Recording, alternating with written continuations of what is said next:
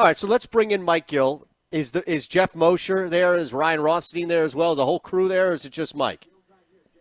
Oh, perfect. Oh. Perfect. Now, without saying anything, because we did this for the last hour and a half, we presented a case that was met with a lot of fire and slander by the audience. This is your opportunity, Jack McCoy, to come out and defend yourself. Can you hear us? Yeah, I can hear you. I have to defend myself from my parking? Yes. I think. Have you seen your mentions? Are we allowed in 2019 to have an accident or to be in a hurry and not realize what we're doing? Or is that now a capital offense?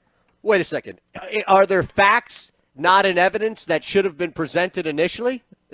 Well, of course. I mean, anything presented on Twitter is only a snapshot of what actually happened, and it lacks any context whatsoever. Well, Okay, see, I tried to give him the benefit of the doubt. I said maybe, he had drank a lot of coffee and water, and he was heading to the station to do the podcast, and he just had to go to the restroom so bad that he just parked and didn't really think about it, ran in, and then forgot to kind of go out and redo his parking space. Yeah, let me turn the tables here. What do you guys think is a more egregious infraction? The parking in which you saw that I do through the picture, or not showing up on time to do something important by at least 25 minutes and then not telling the people that you're 25 minutes late?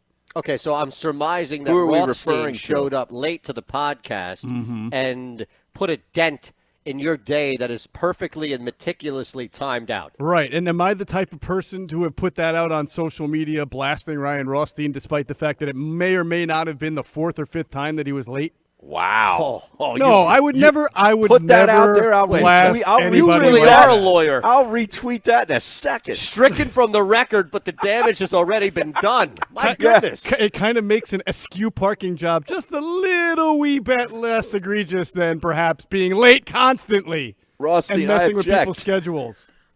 Unbelievable. Sustained. Wow. But so the jury can't unhear what they heard. This is amazing, though, because this is also third-level subterfuge by Mosher to, as you notice, he has successfully, in 2 minutes, and it takes a lot to be able to do this in a short period of time, moved the conversation from his park job, which is still under question, mind you, to arguably a much more egregious violation. That is more egregious. And on top of that, now not only – see, this is why it's third level, because he's created multiple barriers between his original violation and where we are now, which is not only what Rothstein did, but whether or not it was right for Geoff to bring up what Rothstein did. So we're so far removed from the initial reason why we're upset. This is like something – I'm telling you, man, this is out of like a propaganda book. Everything I said was conjecture and hypothetical. I did not say Ryan was late. I was just drawing up a scenario in which you guys could draw your own conclusions about something that repetitively has happened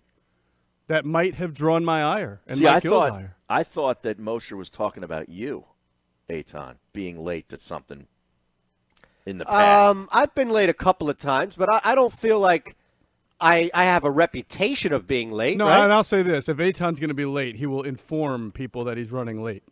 And to be fair, Geoff, as much crap as we give Geoff about, the crossover and him not being there, him showing up at 2:05, it's not like he doesn't tell anybody either. He's got kids. I don't. It's about respect for your common colleague. That's all I'm going to say. Look at where we are right now. Brilliant move by my Mosher. Goodness. Now, is this going to happen? Like, the people really need to know how much of this is going to happen right now at 2 o'clock. How much Ryan Rothstein bashing will happen at 2 o'clock? Yes. Well, the people, or the people Mosher will find defending, out. Rothstein defending, and the two of you going back and forth with Mike Gill doing the play-by-play. I guess the people will have to find out. I'm armed and ready to go.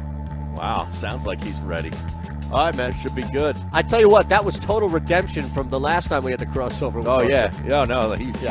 He redeemed himself. Here's a good way to answer your text that I should have answered last night and also give these guys a great promo.